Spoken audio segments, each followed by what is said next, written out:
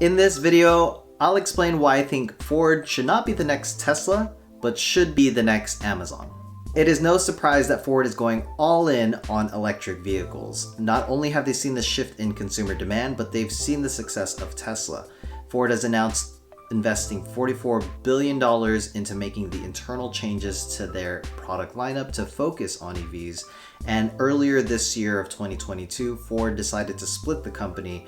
One division focused on their legacy internal combustion engines, and the second division focused on future products such as the Ford F-150 Lightning and the Mustang Mach-E.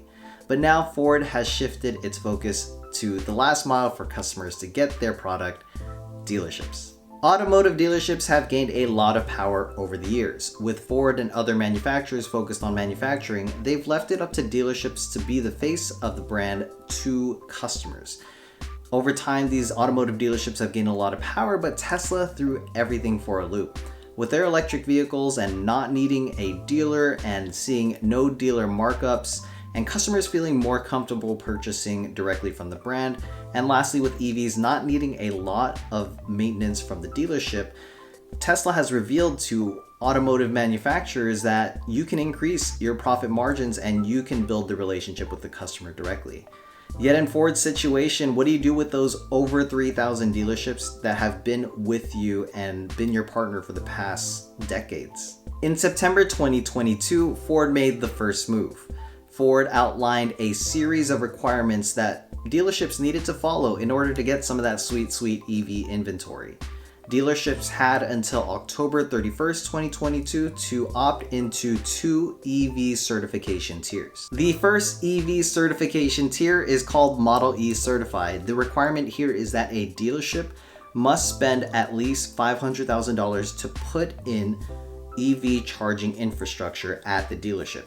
The other requirement is that a dealership must agree to non-negotiable pricing for EVs. The outcome here is that a dealership can continue to place orders on behalf of customers for EVs and can continue to service EVs. But the big disadvantage here is that the Ford dealership will not receive any EV units for their inventory on their lot and will not receive any EV units for demo units.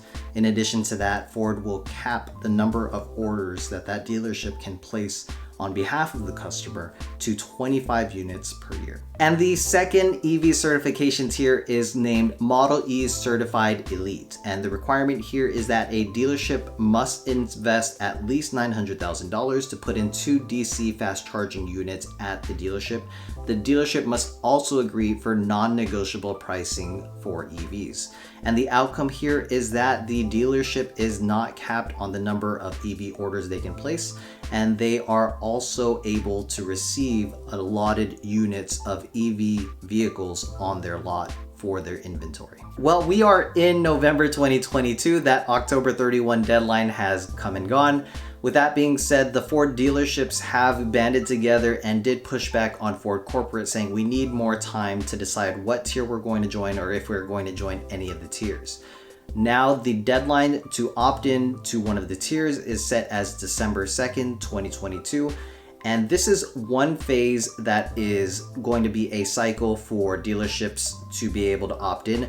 The next phase for dealerships to opt in is going to be 2027. So their decision now decides their fate for the next 5 years. So a dealership really needs to decide if they are going to be all in on the EV trend or if they're going to wait it out.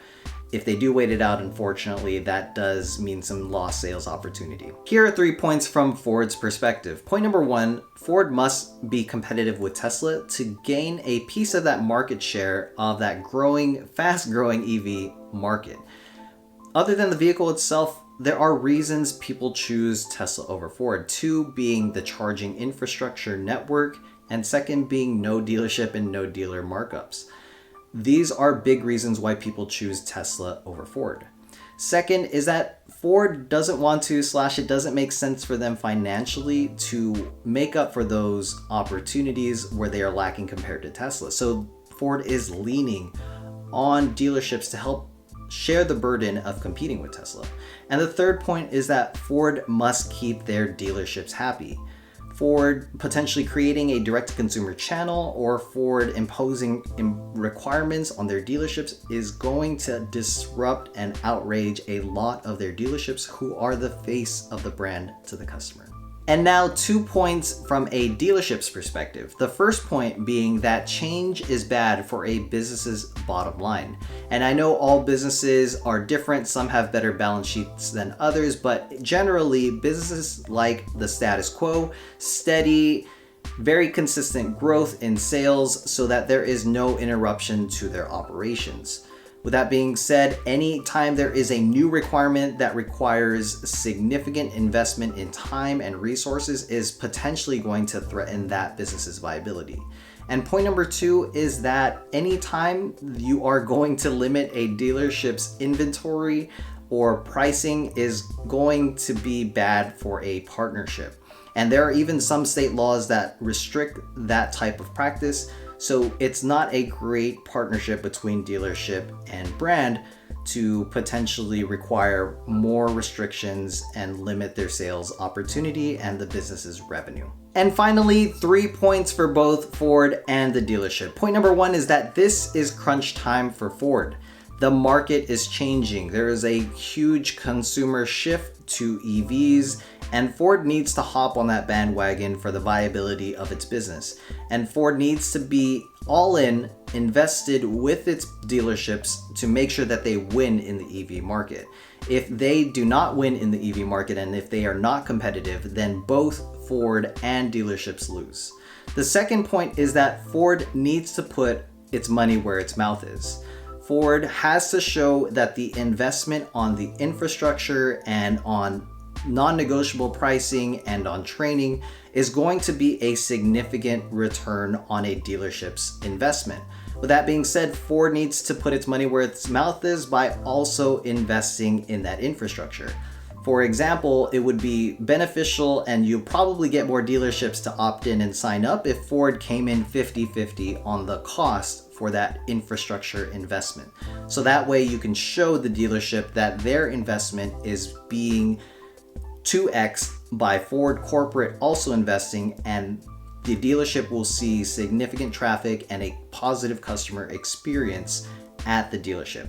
And the third and final point for Ford and dealerships is that Ford should not impose price limits or inventory limits on their dealership network. These efforts are 100% misguided. Instead, Ford should focus on making its dealership network more like a marketplace. And this is where the analogy to Amazon comes in. If a dealership has ratings and reviews shown for its business and shown on Ford.com, customers can filter and read those ratings and reviews to understand where to invest their time and energy. If you come across a local Ford dealership that you see from positive ratings and reviews that they have no dealer markup and they always have inventory, you are naturally going to gravitate to that dealership. On the other hand, if you see a dealership that customers have been complaining about the dealer markup and customers have been complaining that they never have EV inventory, you are naturally not going to spend your money there. So Ford should actually shift its business model to be more like a marketplace to allow more visibility and let those dealerships who are competitive, who are focused on the customer experience, let those dealerships be the winners and let those dealerships get all of the calls and all of the foot traffic because they are doing good by the customer and creating a great customer experience. Those are going to be my thoughts on Ford and Ford dealerships. Thanks for staying with me throughout this whole video. Let me know what you think in the comment section about my theory of Ford becoming more like Amazon rather than Tesla. I think it would be a game changer to see a brand, a manufacturer become its own marketplace. And I think Ford would be unique in that situation. Let me know in the bottom at the comment section if you have any questions or follow-ups or thoughts. Also, I appreciate if you'd click the like button and subscribe to my channel. I'm over 300 subscribers, so hoping to hit that 1,000 mark. And I am hoping to get more updates on my Ford Mustang Mach-E to share with all of you. Thank you for tuning in. I hope we will see you in the next one.